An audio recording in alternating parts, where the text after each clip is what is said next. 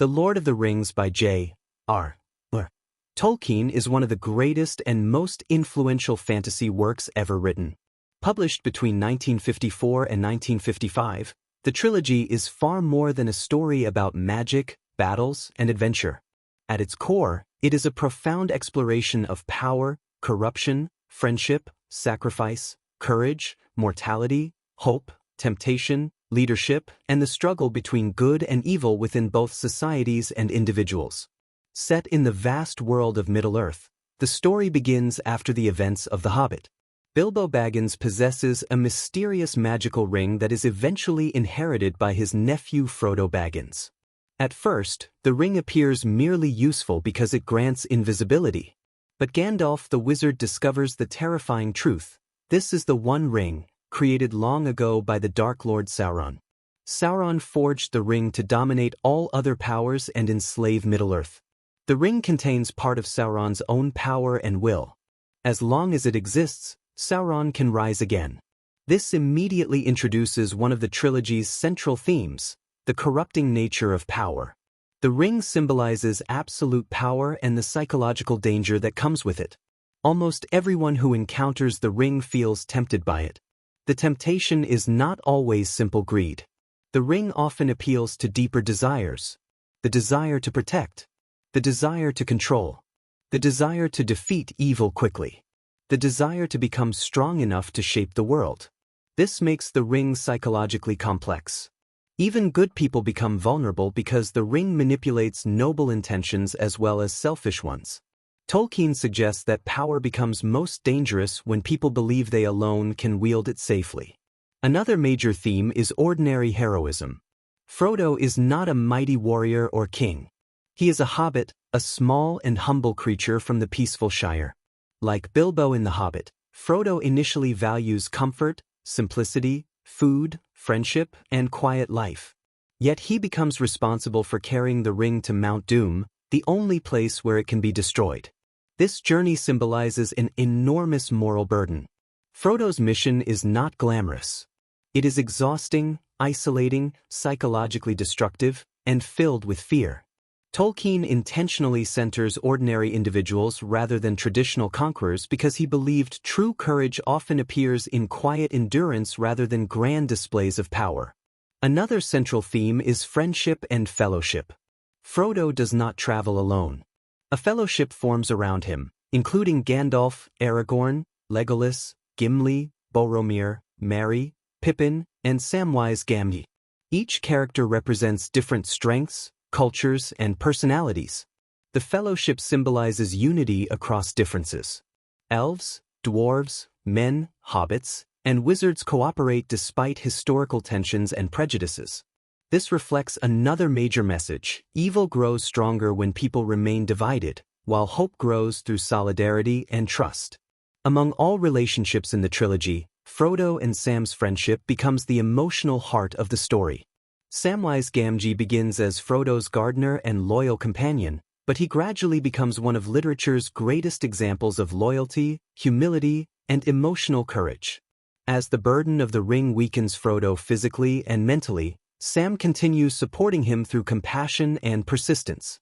Sam's heroism matters because it is grounded not in glory, but in love, duty, and simple goodness. Tolkien repeatedly suggests that small acts of loyalty and kindness may be more powerful than ambition or force. Another major theme is temptation. The ring affects each character differently. Boromir, a noble warrior, initially wants to use the ring to defend his people. But his desire for power slowly corrupts his judgment. His tragedy reveals that good intentions alone cannot safely control destructive power. Even Gandalf and Galadriel refuse the ring because they understand that absolute power would eventually corrupt them too, regardless of initial motives. This reflects Tolkien's deep skepticism toward domination and control. Power pursued even for supposedly noble purposes risks becoming tyranny. Another important theme is hope during darkness. Throughout the trilogy, Middle-earth faces overwhelming danger. Armies rise. Kingdoms fall. Ancient evils return. Many characters experience despair. Yet Tolkien repeatedly emphasizes perseverance. Hope in The Lord of the Rings is not naive optimism. It is the decision to continue resisting darkness even when victory seems impossible. This form of hope becomes moral courage itself. Another central theme is sacrifice. Almost every major victory requires loss. Characters leave home, endure suffering, risk death, and abandon personal desires for larger purposes. Aragorn sacrifices anonymity to accept responsibility as king. Frodo sacrifices peace and innocence. Sam sacrifices comfort and safety. Even smaller characters repeatedly risk themselves for others. Tolkien portrays heroism not as domination, but as willingness to endure hardship for the good of others. Another major theme is the relationship between nature and industrial destruction. Throughout the trilogy, places associated with goodness often possess natural beauty, harmony, forests, rivers, and living landscapes. In contrast, evil powers frequently destroy nature through machinery, smoke, fire, and industrial exploitation. Saruman especially represents corruption through obsession with control, efficiency, and domination over the natural world. Tolkien, deeply affected by industrialization and war, warns against societies that sacrifice beauty, simplicity, and humanity for power and production alone. Another important theme is mortality. Elves possess immortality, while humans live shorter lives. This difference shapes how characters understand meaning and time. Aragorn's acceptance of mortality eventually becomes wisdom rather than tragedy. Tolkien suggests death is painful but also gives urgency and meaning to life. By contrast, Sauron and those obsessed with power fear death so intensely that they become spiritually corrupted. The trilogy repeatedly contrasts acceptance with domination. Those who accept life's limits remain more human. Those obsessed with control become hollow. Another major theme is identity and hidden greatness. Aragorn initially appears as a wandering ranger named Strider. Gradually readers discover he is the rightful heir to the throne of Gondor. But Aragorn's greatness comes not merely from lineage. He earns leadership through wisdom, humility, courage, and service. Tolkien repeatedly suggests true leadership depends on character more than status. Aragorn becomes a model of responsible power because he seeks duty rather than personal glory. Another key character is Gollum. Gollum represents what prolonged obsession with the ring can do to a soul. Once a hobbit-like creature named Smeagol, he became consumed entirely by greed, addiction, and isolation. Yet Tolkien presents Gollum with complexity and even pity. Frodo recognizes parts of himself in Gollum because the ring affects him too. This introduces one of the trilogy's deepest moral ideas. Compassion matters even toward broken individuals. Mercy becomes crucial repeatedly. Earlier acts of mercy toward Gollum ultimately influence the fate of Middle-earth itself. Tolkien suggests no one can predict the full consequences of kindness. Another major theme is the burden of responsibility. Frodo gradually becomes physically and emotionally exhausted carrying the ring. The burden isolates him psychologically because few fully understand its effect. This reflects real human experiences of trauma, responsibility, and emotional suffering.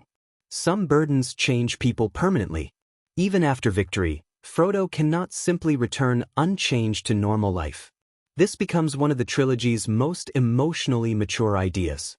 Survival is not always the same as healing.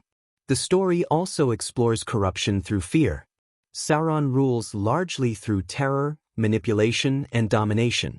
His power spreads by making people hopeless and divided. Tolkien repeatedly shows evil weakening when people refuse despair and continue acting morally despite fear. Another major theme is humility. The most powerful characters are often those least obsessed with power. Hobbits matter precisely because they remain grounded in ordinary life, friendship, food, storytelling, and simple joys.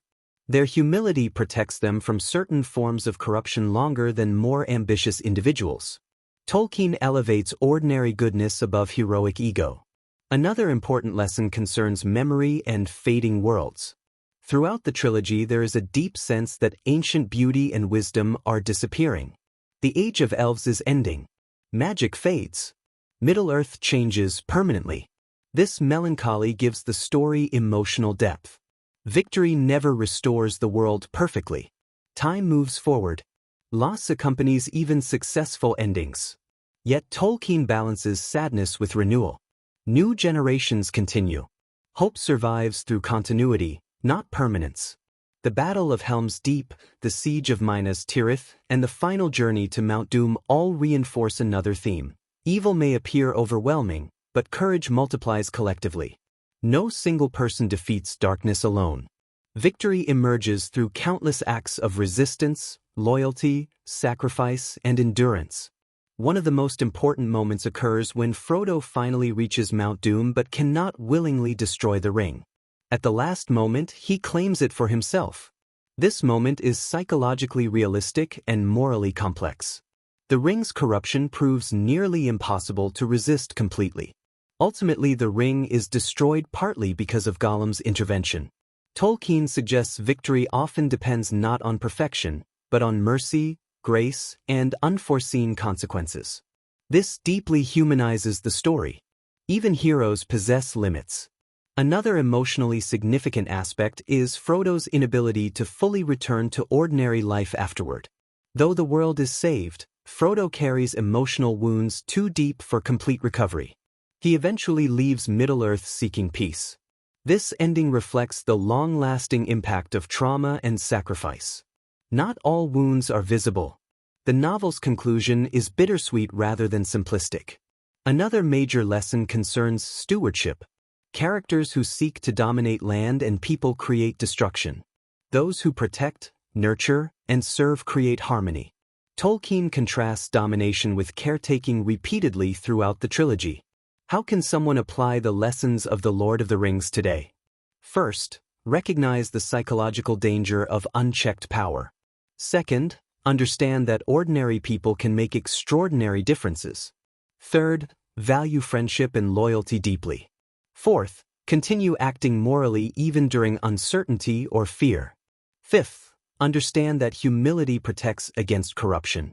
Sixth, recognize that mercy may matter more than revenge. Seventh, remember that endurance itself can be heroic. Another practical lesson is hope. The trilogy repeatedly shows that despair becomes one of evil's greatest weapons. Hope is not denial of suffering. It is the refusal to surrender humanity despite suffering. The final summary of The Lord of the Rings is this: power without humility corrupts, fear divides, and evil grows when people seek domination over others. But friendship, courage, sacrifice, mercy, and perseverance create the possibility of hope even in darkness. The smallest individuals can shape history because moral strength does not depend on status or physical power. In the end, Tolkien reminds readers that true greatness lies not in ruling the world, but in protecting what is good within it: compassion, loyalty, beauty, peace, and the courage to keep going even when the road becomes difficult.